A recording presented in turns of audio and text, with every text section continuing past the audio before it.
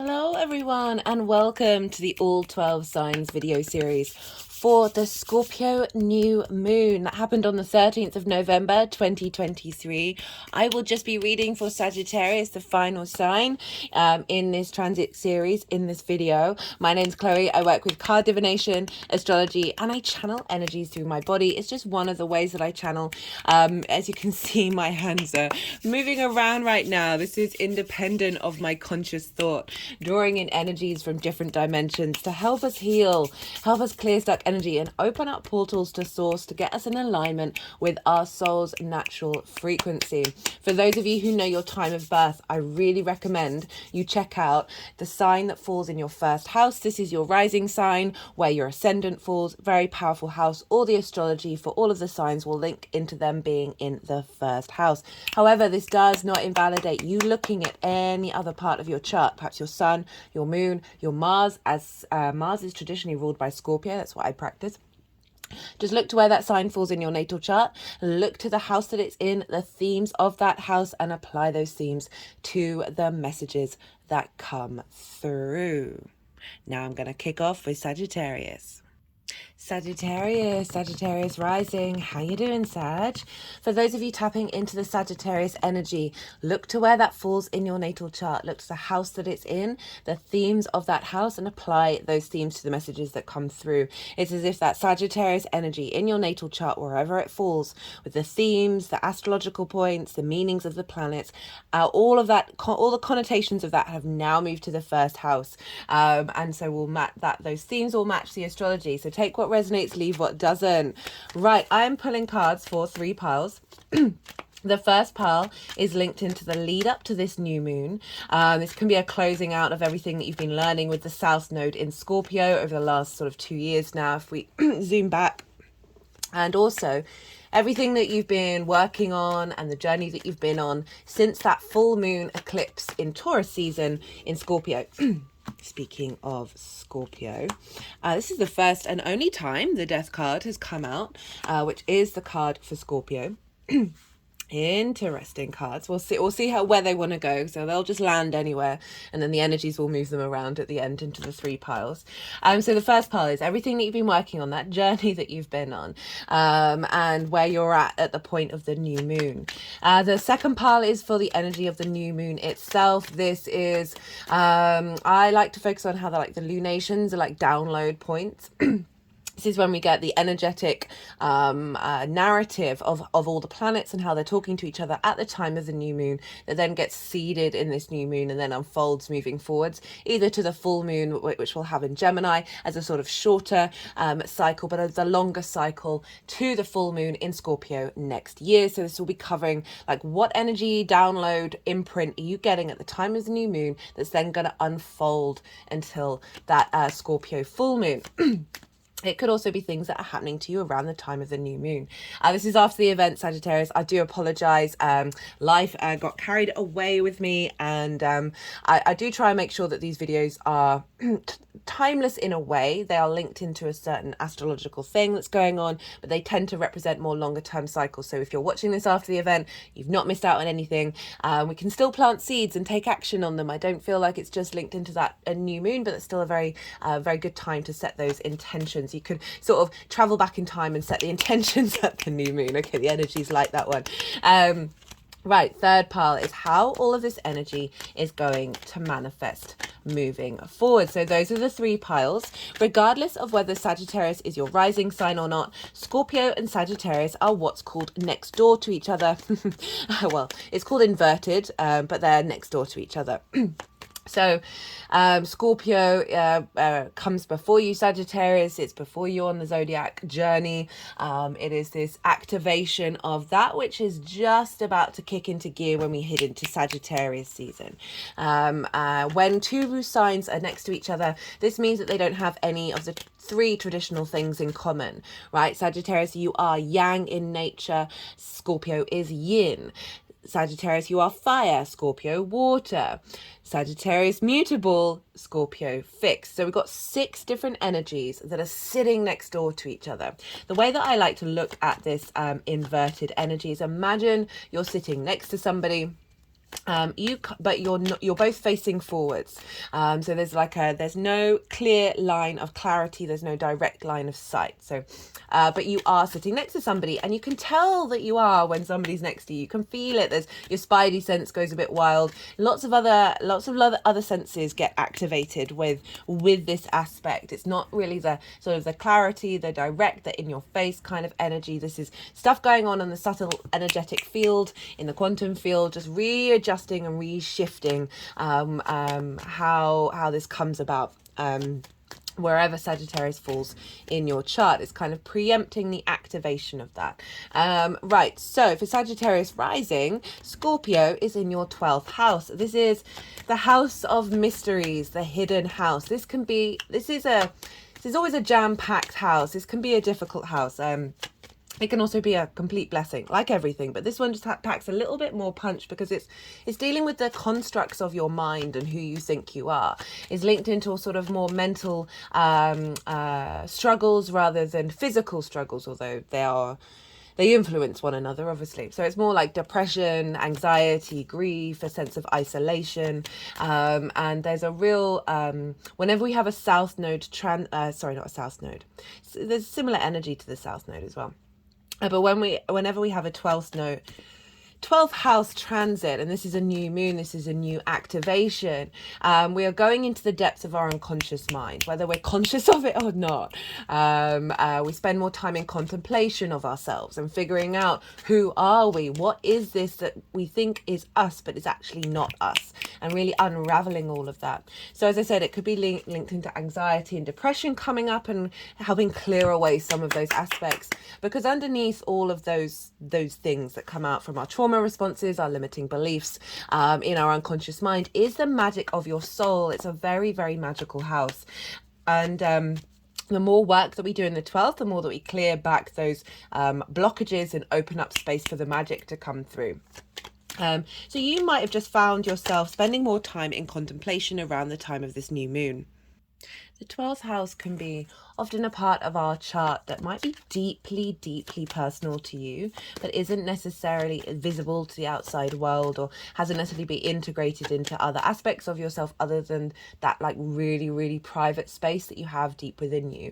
It can also be a part of your chart that you are it just feels inaccessible. It just might just feel, it may be we struggle to integrate the 12th house, and I always call clients to do so, because the more that we integrate that which is a little bit discombobulating, the more that we bring that integration level of something that might be a little bit more difficult into the rest of our chart, it just brings in integration energy. As I said, very, very magical house, very powerful house, but it could have felt like especially in the lead up to that new moon, of just a heaviness. Perhaps old trauma responses or limiting beliefs that you've worked through may have popped up in order to get composted and transmuted in this new moon. So a new moon in the 12th house really does feel like a refresher in your understanding of your unconscious self, a refresher in your understanding of your soul's magic, navigating intentions around liberation of those tethers that you may have in your unconscious mind that are blocking you to flourish, right? And I say liberation because the astrology of this moon is quite powerful. So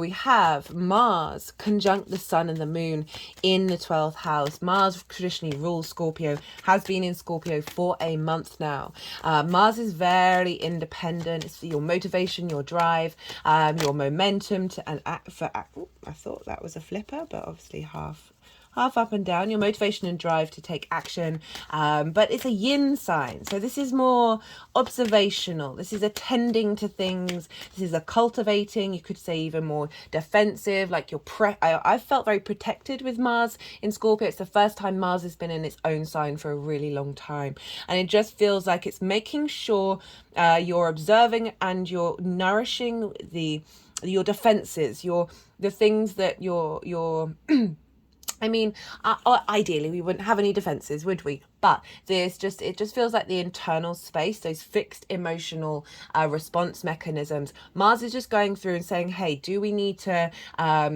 repaint, or do we need to fix up that broken shelf, or do we need to pull down that shelf and put down something new altogether? Right, it's rather than going outwardly, like the outward expression of Mars in a yang sign, which might be more on the attack. This is more definitely a cultivating of the inner experience and your inner realm, especially in that 12th house. So Mars moving through the 12th, where you would have found motivation and drive in order to sort of figure out, always like watch your actions wherever Mars is, and in the 12th house. So Mars may have been doing things to help you tap in to parts of your psyche that you may not have tapped into before, in order to release it if it's a trauma response or limiting belief, or facilitate transformation of that magical part of you.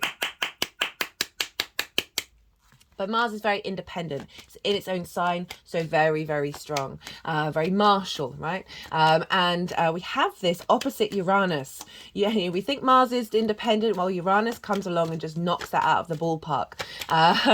And Uranus is in Taurus, opposite this moon, opposite Mars. Very, very independent. Uranus is sort of the genius energy, the maverick energy of being in societal structures, but its whole existence is breaking outside of that. It is one of the most different planets in the solar system, right? Its axis is different. All its moons are retrograde. Its north pole points towards the sun. It is very confident and comfortable being itself. It doesn't necessarily tend to the needs of other people in a way that diminishes self. Okay, it can go to extremes and just genuinely not care about anybody else and just do your own thing. That's an extreme version of Uranus. But we've got this really lovely balance with this new moon.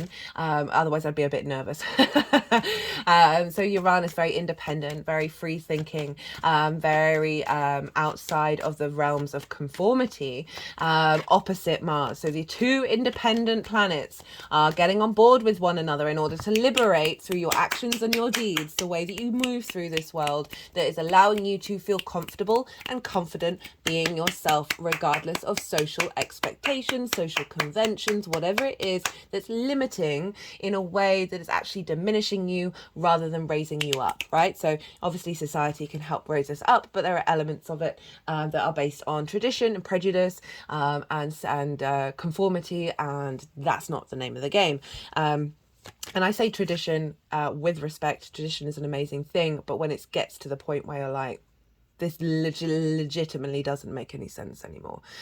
We need more perspectives to come in order to have a conversation and a debate about it. Right, Uranus is over in your 6th house of work, health and routines. So we've got this very liberating energy from Uranus, who is the breaker of chains, the clearer of paths, will come along and disrupt parts of your life in order to make sure that you're in alignment, right? Is feeding this energy from how you work. How do you embody your work? How do you take care of yourself, right? From your very own unique perspective, health, routines, work. These are difficult aspects in a difficult house. The house of, it's the 6th house. I always call it the adult in the room. Uranus has been there for a while. And I really feel like it's coming in with new ideas to help activate your soul's magic with Mars, where you're then able to take motivation and take action and bring momentum into being that then filtrates into the way that you work. So you're bringing that magic into the way that you work. We've also got something else that makes this even more independent. Lots of cups for you Sagittarius, which is interesting. The last reading that I did was Capricorn and they got all fire basically. This is fascinating. I can't wait to read this. Sorry, getting distracted. So Lilith, Black Moon Lilith is also incredibly independent. She's at 21 degrees of Leo, squaring Uranus at 21 degrees of Taurus, squaring the Sun and Moon and Mars in Scorpio. Lilith is, again, very, very independent. In a nutshell, Lilith energy is if you come up across What a reading. This is wild. If you come up across hierarchical structures that don't make any sense, i.e. when somebody's telling you you can't do a thing, they do it, there's no reason why you can't. Hypocrisy, people judging other people for what they're doing when they secretly do it themselves, or they're not even aware that they do it themselves. Be observational. Right, Lilith will come along, she'll want to have a conversation, whether this is with an organization, the universe. Okay, interesting. With the universe or with an individual, she'll come along and say, "Hey, let's base our relationship on equality, honor, respect, and let's have a chat. Let's have a chat about this because it doesn't make any sense." If Lilith comes up across brick rules where they're basically saying, "No, this is just how it's going to be," she's going to pack her bags and she's going to leave. So you've got Mars and Uranus, very independent. Your Lilith, very independent. They're all making hard aspects to one another, which could bring about big manifestation around liberation and freedom, right? Based on a strong through line of transformation and integrity. If this was just the astrology, I'd be a bit nervous. This is all going on in fixed signs. Fixed signs can be very stubborn. So when we've got this big activation energy, it can like bring about a greater sense of friction when fixed signs blow up, right? However, this is one thread. There's two threads involved in this. In the collective reading, I pulled the Emperor card and the Empress. And so the narrative really started to unfold when that happened, because Mars traditionally rules Scorpio. So it's ruling the Sun and the Moon. So it's ruling Lilith, right? And whatever's going on in Cancer. However, the rest of the chart is being governed by Venus, and she's in her own sign. So Mars and Venus are in their own sign, and it really just is bringing about this sense of, hey, if we're going to liberate, let's make sure we've got some peace, we've got some diplomacy coming in. Very interestingly, there was a march happening on the Saturday, which is when the Mars-Uranus opposition were exact. And this march, everyone thought there would be lots of chaos, that the marches would be really disruptive. But it actually turned out that there was a counter-protest going on, and it was from there that most, if not all, the arrests happened. So, but very much that march was about peace. And Venus is over in Libra, diplomacy, justice, harmony, bringing about this sense of peace. So Uranus is actually being governed by Venus, which is why if what I'm about to talk about wasn't in the skies, I would have been very nervous. It would have just caused a lot of conflict without and a lot of, so Uranus can be very disruptive and not really care about the fallout. And so things can blow up, and I just feel like there's a beautiful soft medium between the two. So there's some other really lovely soft aspects that link back into Venus that I want to talk about. Ceres, the goddess of the earth mother goddess, the goddess of the harvest, of nourishment, of abundance, of fertility, is conjunct Mars, conjunct the Sun and the Moon. So it really feels like it's saying, hey, Mars, whatever you're doing right now, we're going to make sure that's in alignment with nourishment, and making sure that this is part of a longer term cycle that's going to provide a bounty for you. So that's really great. That's conjunct the Sun and the Moon, opposite Uranus. We've also got, as well as Mars, we've also got Neptune over in the sign of Pisces, making a beautiful trine to all of those Sun, Moon, Mars, and Ceres. And Neptune is in your fourth house of your home, your roots and your foundations. And so Neptune for me is very much bringing a different reality into this reality, really strongly linked into the film industry. Also for me, source energy, all the frequencies, all the dimensions, all the realities. It's very magical, it's very mystical, it can also be delusional, right? Can be also very overstimulated and hypersensitive. But I really am focusing on the fact that this feels like, because it's a trine, which is an aspect of Jupiter, bringing about elevation, wisdom, cohesion, a sense of knowing. And through that knowing, we get the opportunity, the luck and the abundance coming through.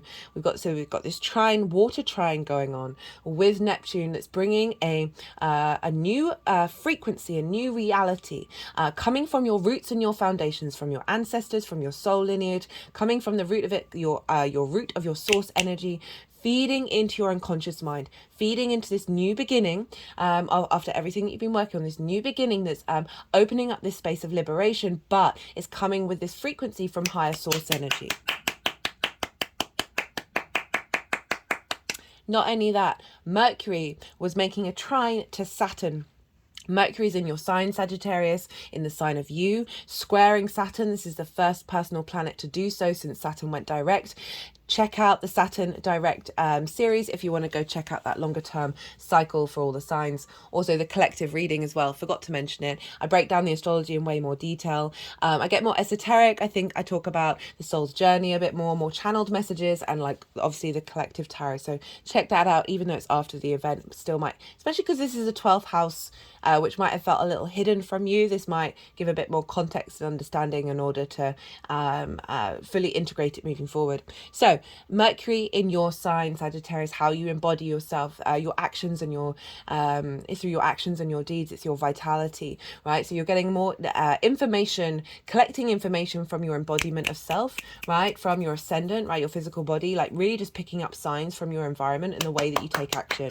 Squaring Saturn in your 4th house of your roots and your foundations, of really activating a manifestation energy of the longer term goals, longer term plan of Saturn, with your ability of this sense of knowing in your environment and how you're picking up on it and how you're then acting on it. Mercury being in the 1st house is facilitating this birth, this rebirth from your roots and your foundations, that is drawing in and clearing out whatever lingering trauma responses and limiting beliefs of this part of the cycle, opening up space to work on the ones that are coming through, as well as the activation of the magic.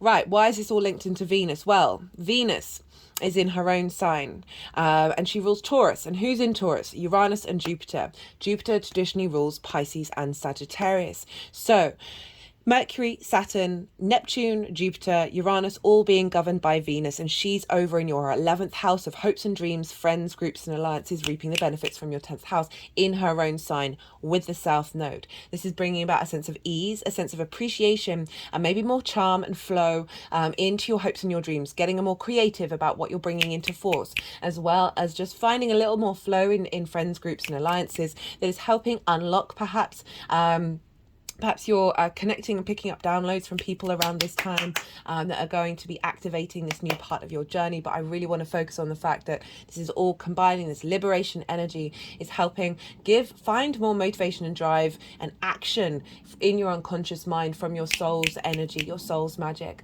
that is in alignment with your hopes and your dreams. Okay, they put the deck down ages ago. So I've said pretty much everything that I wanted to say.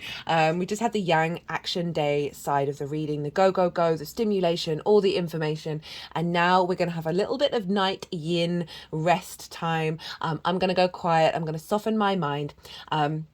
And allow the energies to do what they need to do. They're going to do some energy work and then put the cards into the 3 piles, and I will come back round and I will bring in the tarot after that. I call you to soften your mind as well. You go, let all that information digest into your unconscious and then see what intuitive hits come up. Don't try and force anything.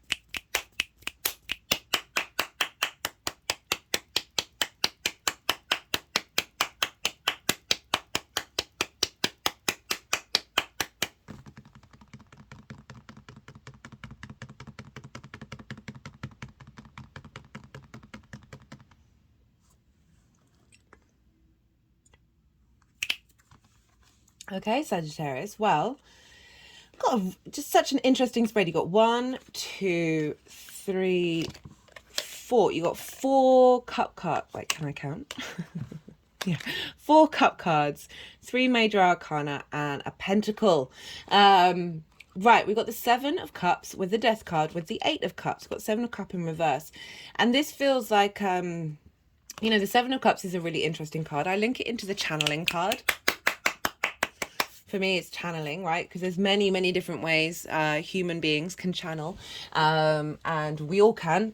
Just it might not look as traditional in terms of all the magical stuff going on, but we all do it. We're all healers. We're all intuitives. Right, so it's all the different possibilities. This is an element of fantasy. There's an element of dreaming, being able to dream. Okay, they're clicking around my head.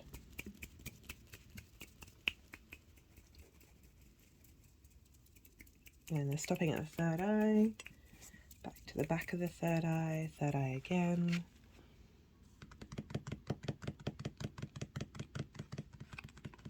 And it's in reverse, so there's 2 sort of messages coming through with this one. One, it is an element of things have been blocked. The ability to tap into that sort of fantasy, smokes and mirrors kind of place, but I mean that in the best possible way, of something outside of the tangible, right? The 12th house is the unseen, right? That which is hidden. And so there could have been a block around being able to dream, about being able to fantasize in a healthy way that's breaking you outside of limiting beliefs, and like really having you sort of stuck. Okay, this card feels like it's feeling there's been like programmings in your unconscious mind that have you stuck in a small space, right, rather than this expansive space of being able to, dreams may come true, right? This feels like this is an energy of dreams won't come true, that may have been sort of in the unconscious space, whether you're conscious of it or not. So that's one side of it, as well as that kind of feels like the root of it. And then it could be blockages around channeling and being able to play in the little more fantasy world and break out of the 3D.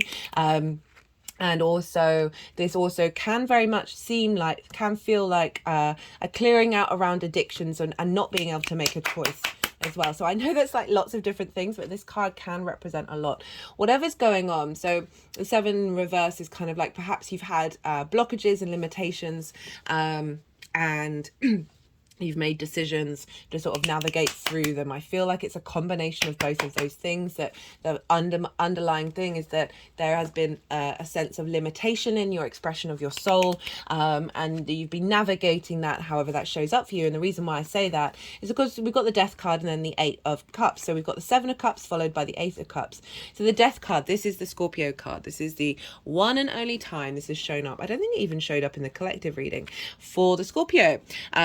The death card, very powerful card. It's about acknowledging that which you need to let go of. So this is the lead up to this new moon, and start on that journey. You are protected to move through that and compost and transmute that energy. If you notice here, we've got a monarch that is no more, right? So this for me represents something that's had an authority over you is now falling away, right? You're in the process of unlocking that and having that be dismantled. And in the 12th house, I mean, that can be absolutely anything. As I said, it's our unconscious mind. A lot of our trauma responses, our limiting beliefs are there. Depression, anxiety, anything of a mental sort of overstimulation or understimulation that is causing a heaviness. These sorts of things, grief, loss, isolation, all of that. There's the death card has come up and said, you've been working through this, and it's really reconfirmed. However this card is showing up for you, I might pull a clarifier on it. The 8 of cups. Now the 8 of cups is acknowledging that you've had to go on a journey. You've had to leave a certain framework and try and navigate this new one. So the 8 of cups, it can be like a comfortable situation. This can be, say you live in a house that's great with a partner that's great and you feel dead inside. That's the kind of thing that where you then either to have therapy or work through it or be like, I'm actually physically leaving this situation. However, what I really like to focus on the most with this card, because I feel it affects every part of every one of us, it doesn't have to be specific in its actualization, is these cups, these are all full, so they kind of represent something that feels comfortable, that feels good. Our trauma responses, our limiting beliefs that come from watching our parental figures, come from whatever it is from our early years, that are also, you know, a energetic reflection of our natal chart and past life energy, that these certain principles, certain ways of being that are actually neglectful, get instigated into our unconscious mind, and then we then go and recreate those patterns, neglect being a big one of them. And the reason why I mention neglect is the 6th house where Uranus is. Often I find there's a lot of neglect around that house because we were neglected as children, right? So then you don't step up for yourself and be the adult in the room to commit to your work, commit to your health, commit to your routines, right? So this is about those feelings, those response mechanisms that are deep in our unconscious space feel really comfortable to our body because it's all that our body has known. And so this is about acknowledging these things, acknowledging that something needs to shift, that there needs to be a cycle of life, death, and rebirth with certain things. And this is about going and climbing the mountain, which may be difficult, to get a higher perspective. So this is all in the past. This is saying all of those connotations that I said with the 7th, and the 7s always bring up a lot of different energy, so bear that in mind. There's an element of release and letting go that is taking you on this new journey where you're going to get a higher perspective from it. Right, so then we go into the next part of the reading. Oh my goodness. This reading is wild. The energy coming off it is wild. Sad. Like wild. We've got the Wheel of Fortune. We've got the Fool, crowned by the Page of Cups. So we're still bringing in this cup energy. Wheel of Fortune. This is acknowledging that fate is shifting, that the wheel is turning. Wherever you've been at, things are on the up, right? So this can be your relationship dynamic with your unconscious mind. This can be your relationship dynamic with your soul, with the magic within you, having a new perspective on things, because you've gone through something that is clearly helping you change your perspective, right? And so often with the Wheel of Fortune, we can bring this energy in when we change our perspective in any given moment, right? And see things as an opportunity, right? This is very Jupiterian energy, our sense of it's an abundant thing, whatever has happened, even it's like the opposite of what you want it to happen, it is still an experience in which to play with. However, this is a very powerful major arcana card. This is saying this new moon is downloading a new mindset, like a more of a heading forward, a moving on the up mindset into your unconscious mind.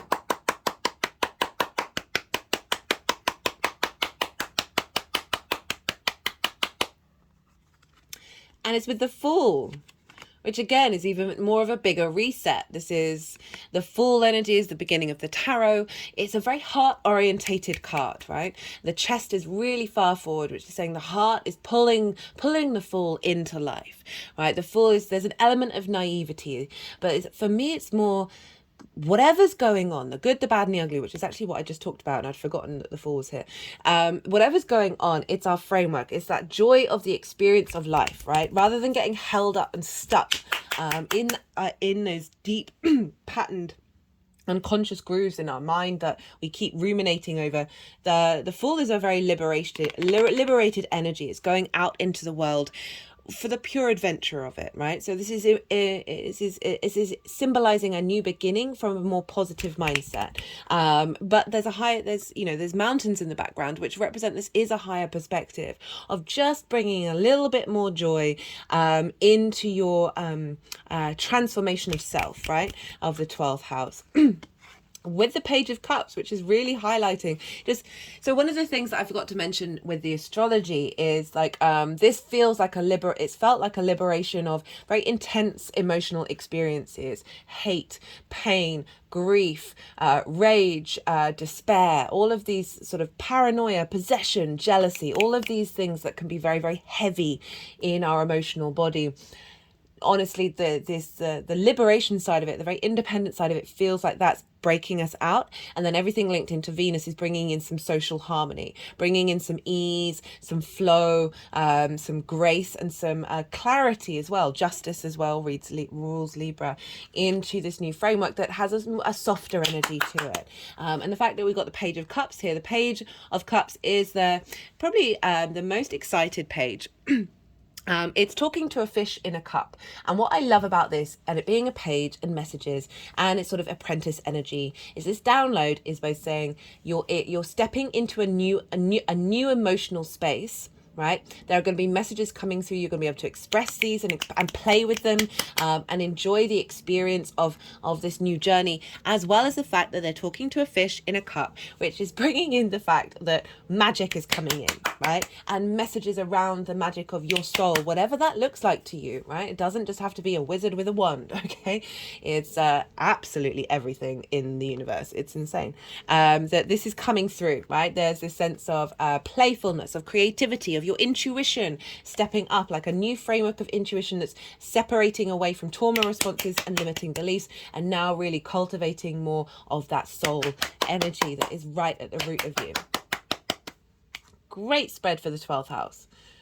So how is this energy manifesting moving forward? Well, bam, bam, bam. We've got 2 9s. 9 of Pentacles, 9 of Cups. This spread is wild. 9 of Pentacles, very, very independent energy, knows what actions to take in order to bring abundance into your environment. That can be abundance in any form, but this is the material realm, so it's bringing more comfort, more stability, more that sense of feeling that you are confident in the decision making, right? Rather than questioning everything, rather than not being able to make a decision. That is there's a clarity coming in, that is opening up this space for you to trust your unconscious mind in what you're doing. Obviously always do health and safety checks and an audit every now and again, right? Like, the other stuff can come up, but this energy is overall is just saying your interaction with your unconscious mind, with that which is hidden from you, is being liberated, and you've got more access to understanding it and being able to trust in the actions that you're taking, and because it's coming with the 9 of Cups as well, so very independent energy, very confident, getting to a space of abundance with the 9 of Cups. Was this is a great combination of cards for the 12th house, because 9 of Cups, yes, this is the wish fulfillment card, but I just want you to focus on the confidence of this energy. This figure acts as if all their wishes come true, and then goes through life with that intention, the Fool energy, with that intention, with that mindset, and then things ripple out from that then create situations that feel like your wishes have come true, but you're holding that vibrational frequency. And so this is great for the 12th house, because it can be a difficult house. It can hold a lot of grief and a lot of pain, and a lot of feeling distant from it. But this is such a powerful spread. Really like it. Okay, so I'm going to pull one card from the tarot, because we've got some more stuff going on with Mars later on in the week. This is happening on the 18th of November. Now, Mars and the Sun are going to conjoin. They're going to conjunct one another, and this is called a Cazimi. So a Cazimi happens whenever a planet comes into exact conjunction with another, when any planet or celestial body comes in conjunction exactly with the Sun. And this is the Sun, our vitality, our purpose, our animation, with direct portals into the origins of the universe, right? Download time. So Mars and the Sun are going to conjoin on the 18th of November. Now, this doesn't happen very often. Is that 1 or 2? That's 3. We just want the one card, thanks. Mars and the Sun are going to conjoin each other on the 18th of November, and this marks an activation of a new Martial cycle, a new Mars cycle, in the same way that when the Sun and the Moon conjoin, this is a new Moon cycle.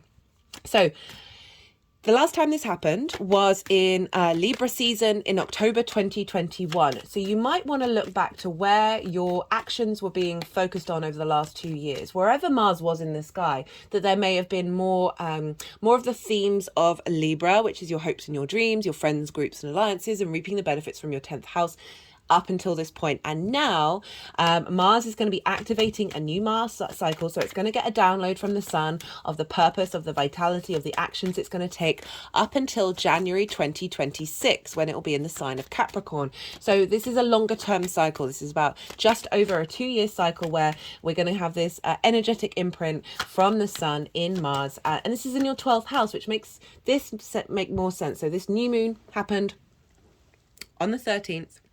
This is happening a couple of days later on the 18th. So it's part of this new moon cycle, which really feels this. I can't put my finger on why this spread is giving me the feels, but it's really giving me the feels. There's quite a clear shift of dynamic, and the fact that it's all cups in your 12th house, and the fact that that can be really hidden from you, right? It can feel very personal, but also still out of reach. That this feels, and the grounding as well with the pentacles, I really like that, of being able to tap into your unconscious and the magic that's there, right? Scorpio energy is powerful energy, and being able to tap into it in a more light-minded frame of reference. Doesn't mean you're not capable of looking into the darkness. That's a wonderful thing to do. It is part of our journey. It is part of the cycles of the universe. But it's making sure that you've got enough space within you that's also holding the light as well as the dark, because otherwise we can get sucked into the wormholes a little bit too much. Anyway, Mars and the sun, that is still 2 cards, and we want 1 card. Okay, they just picked this wasn't the top card, they just picked this out. This is the 10 of Swords, and this feels like immobilization. This feels there's a lot of karma here in the 10 of Swords, and when it's in the reverse, this is all these swords falling out of you being able to get up and go and do what it is that you need to do. There's a sense of mental liberation. I love that for the 12th house, of the constructs of you falling away, and something shifting and happening that's bringing in these hope, these ideas of dreams, these ideas of inspiration. Right, okay, I'm going to pull 1 card for the general vibe of this, what this new Mars cycle is going to look like. This may be a tool to work on, or a general overall vibe of what we're doing with this 12th house Mars new cycle. So for the next 2 years, you're going to have a little more focus in the direction of your 12th house. No matter where Mars is, it's just going to be adding a layer of its intention is around to find to bring a little more stimulation, a little bit more manifestation around your 12th house.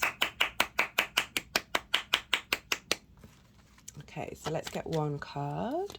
Show up for Mars conjunct the sun.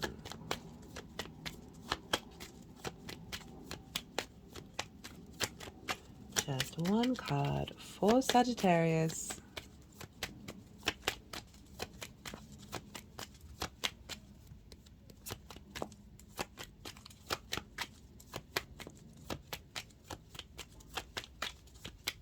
Okay, deck, what's going on there?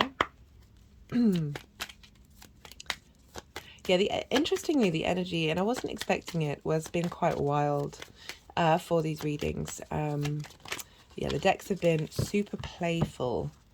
They've been very independent. That's what the decks have been. They've been very independent, marching to the beat of their own drum, which is clear in the astrology as well. So I would really like a card for Sagittarius deck. Like, do you want to facilitate the energy of this Mars conjunction for us all? It's happening on the 18th of November. Overall message, 1 card, please. Right, I'm going to wait on that one, because that wasn't me that picked up the deck again. That was the energies. They can be, yeah. It's an interesting dynamic. Okay, just cut the deck. We got the King of Cups, which is quite, I mean, it's exactly what you would want for this reading. So again, we've got water, we've got Scorpio energy, we've got the King of Cups being able to take action. This is deep maturity and not botheredness about what's going on around you that's not affecting your emotional strength and stability in order to take action, right? You see there's so many waves on this card. There's like a ship and a sea monster. So there's a sense of disruption and chaos going on behind the king. But the king isn't bothered. The king is very calm, very cool, collected, is able to tap into its intuition and know what it is that it's doing. It's able to take action, right? Finding the clarity to take action based on your strength and stability of your inner emotional narrative. Very intuitive, very creative, beautiful card to come up for that Mars transit. You might, if you've got tarot, you might want to get the King of Cups out and like maybe do some research on it, see what it means for you, but just in general, that's a great card to show up for what that new Mars cycle is going to sort of represent. Is this strengthening of your inner core in your response mechanism around your emotional being, right? Not necessarily okay. So this is the first like tarot. We've got well-being, awareness. Yeah, having awareness of what's going on and being able to take action on it rather than internalizing on an unconscious space and not necessarily knowing where to move and what to do. That this, this card showing up is sort of saying your well-being, you're prioritizing your well-being, and allowing there's a clear pathway of strengthening your understanding of this new framework, this new download, where you're not going to be confused anymore. You're not going to be unsure about the direction that you want to take that serves your well-being. And that's a great card for the 12th house, which is sort of the mental issues, right? The sort of where when we tend to our well-being, when we look after our physical body, our mental body, our spiritual body, all combined, that helps regulate and recalibrate certain frequencies within you that may be causing anxiety or depression, or whatever it is that is a I like that card is showing up for this longer term cycle of instilling a more mature, autonomous rebirth vibrational frequency of emotional control. So maybe there might have been some neglect. There may have been there's the 7 of Cups can also be linked in sort of addiction or wanting all the things and not being able to focus. And all sorts of things. Right, I'm gonna leave it at that, Sag. Very, very, very, very clear message come through. Couldn't get any more cups if we tried. Right, I hope you enjoyed it. If you did, don't forget to hit that like button. Feed the algorithm.